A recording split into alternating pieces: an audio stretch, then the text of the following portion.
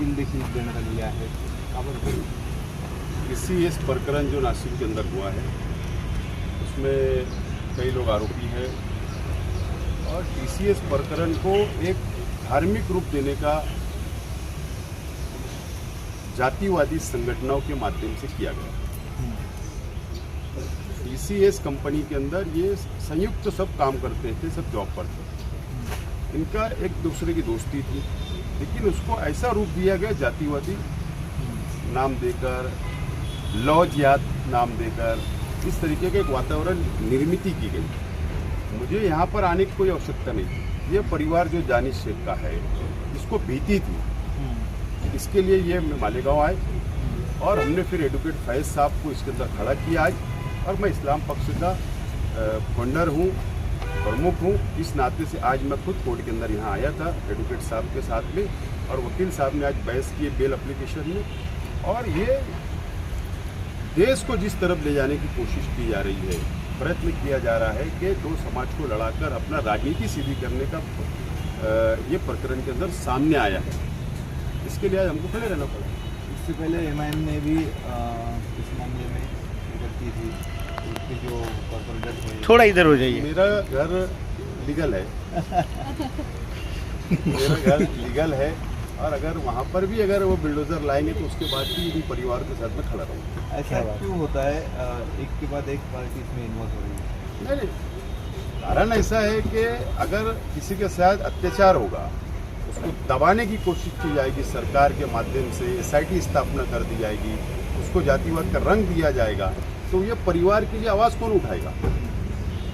तो हम राजकीय लोग हैं, समाज कारण करते हैं, तो ये हमारे पास आए। हमारा कर्तव्य है कि अगर राजनीति में है, समाज कारण में, तो इनका मदद करना चाहिए, मदद करने आए हैं। और अगर कोई हिंदू भाई के ऊपर भी अत्याचार होगा, अगर वो मेरे घर तक आएगा तो उसके लिए भी लड़ेंगे।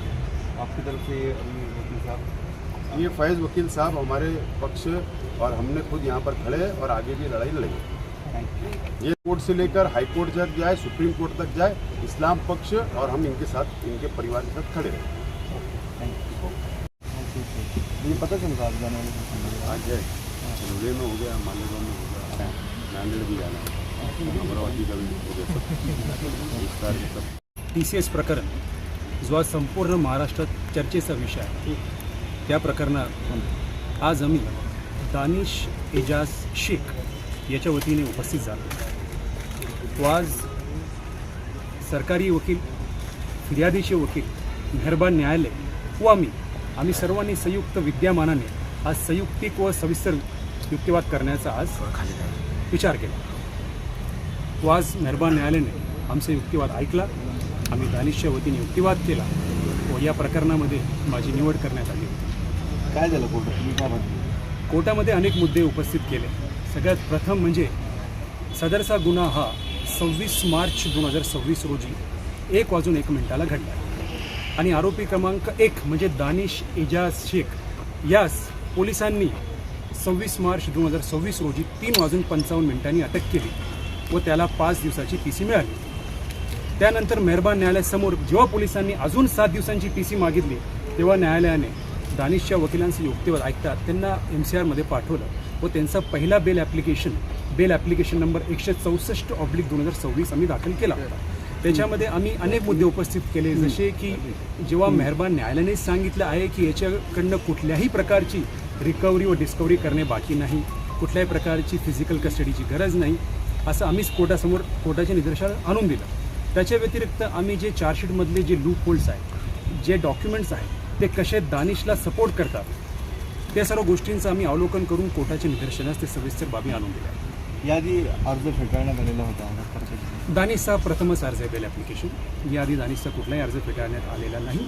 आणि याच्या व्यतिरिक्त CR 166/2026 जी आहे मुंबई नाका पोलीस स्टेशन, ती न्यायप्रविष्ट आहे दानिशच्या विरोधात, पण त्याच्यात देखील अजून कुठल्याही प्रकारच्या फौजदारी बेल ॲप्लिकेशनवर अजूनही कुठल्या प्रकारची सुनवाई झालेली नसून दाखली करण्यात आलेली नाही। तुम्ही कॅम्प पोलिसांच्या संदर्भातला खटला केला? Devlali camp police station. नाव काय आपलं? ॲडव्होकेट फैज वासिफ।